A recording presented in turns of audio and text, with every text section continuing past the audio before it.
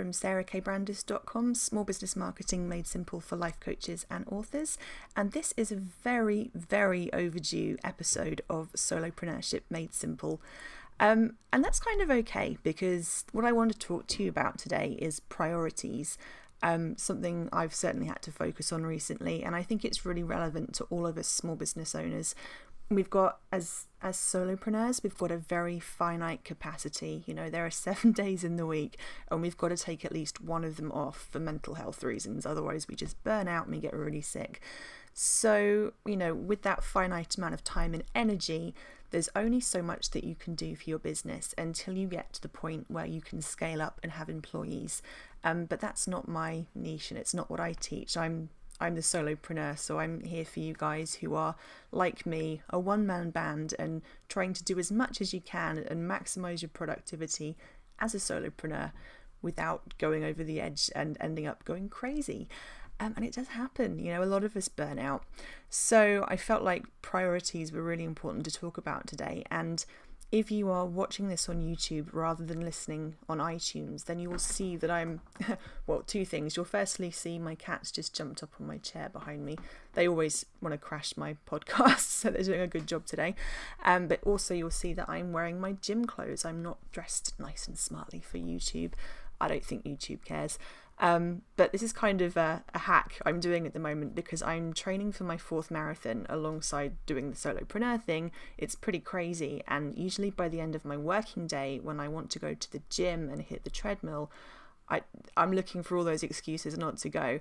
So something I've learnt for me personally is if I go to work dressed in my gym clothes, which I can do because I haven't got a boss to tell me off, you know, being self-employed has its bonuses. So if I go dressed for the gym already, I haven't got to get changed at the gym, and that's one hurdle to achieving my goal is removed. It also kind of keeps me in the exercise mindset as well. So it might seem a bit weird, I might look a bit scruffy, but you know what, it's working for me. And that's the thing, like, we are so stretched as solopreneurs. You've got to do what you need to do to get the jobs done. So this is just something that works for me. Something I really wanted to mention today is a lot of people say to me that they're really worried about their social media. They feel really guilty that they're not keeping on top of it all the time. And I kind of wanted to just put your mind at rest a little bit about this. You know, if you'd asked me a few years ago what you should be doing on social media to maintain your business presence, I would have said like lots of things. But particularly Facebook and Instagram, now that Facebook owns it, has its algorithm in place, which means that less and less of our Facebook page fans are actually seeing our posts.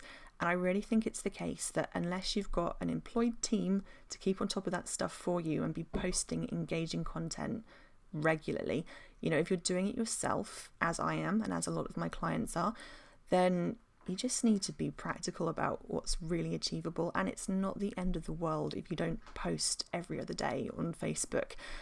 If you have to just narrow your focus to one thing, the most important thing for a solopreneur in terms of social media is your Facebook group. Not your page, not your fan page, not your Instagram profile.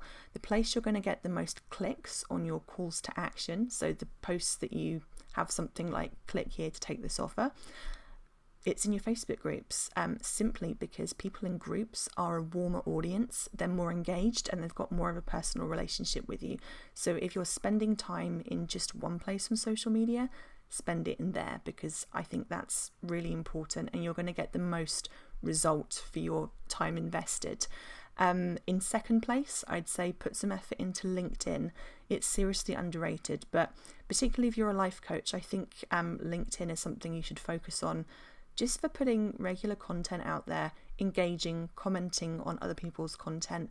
And, you know, if you're inclined, get into the odd Facebook group that's relevant to your niche, because I think there are a lot of people on there that would be interested in your services, more so than people just mooching about on Facebook who might see you in their newsfeed. When you're in LinkedIn, you're in a slightly more businessy frame of mind. I think you're more likely to take a service that you see available seriously. So do consider that. And then otherwise, in terms of priorities, you know, sometimes you've just got to put some of those tasks on the back burner, like I have done with my podcast lately, because I love doing it and I think it's important that I'm consistent with my visibility.